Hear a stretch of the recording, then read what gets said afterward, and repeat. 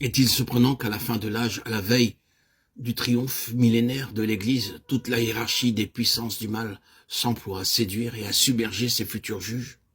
Est-il étonnant que Dieu permette les attaques de l'ennemi? Toujours à travers tous les siècles, Dieu s'est servi de notre planète comme de champ de bataille et d'atelier pour la préparation, l'instruction de ses soldats et de ses ouvriers.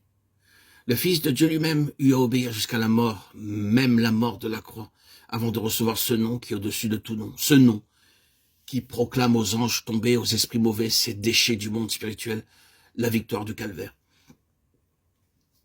Tout membre du corps de Christ, tout racheté, destiné à régner avec lui et à prendre part avec lui au jugement des anges tombés, doit donc, durant son séjour sur la terre, apprendre à remporter la victoire.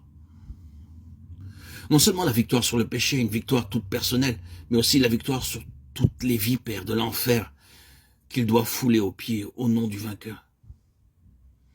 Il doit vaincre comme Christ a vaincu, s'il veut partager son trône et sa conquête.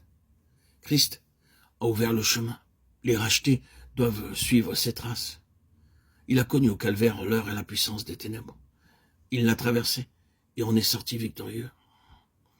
Unis à lui en esprit, nous aussi, ces rachetés, nous devons traverser cette atmosphère ténébreuse saturée des légions du mal pour arriver à notre place de victoire et de triompher en lui. Les légions des ténèbres livrent actuellement leur assaut final à l'Église. Aucun membre vivant du corps mystique de Christ ne saurait échapper aux attaques de l'ennemi. Éphésiens 4,16. Quelques-uns l'apprennent plus tôt, d'autres plus tard, selon la place qu'ils occupent dans le corps. Si tout le corps était œil, où serait lui? 1 Corinthiens 12, 14, 21. Ceux qui sont les pieds le seront les derniers, mais ils l'apprendront aussi bien qu'ils soient dans le corps d'ascension, la partie qui touche le plus à la terre. Il y a des élus qui sont tombés victimes et qui tombent victimes des ruses de l'ennemi, à leur propre jugement. Ils sont inutiles pour le service du Seigneur.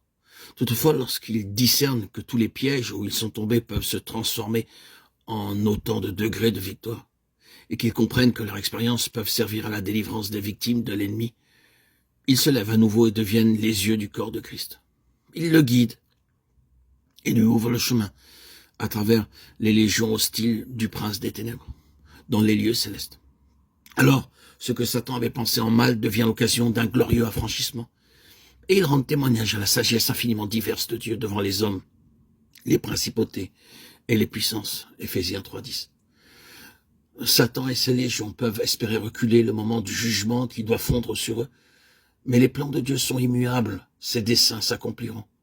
Au temps marqué, il attirera l'Église malgré l'heure et la puissance des ténèbres qui actuellement l'environnent, et il l'unira à son chef déjà dans la gloire.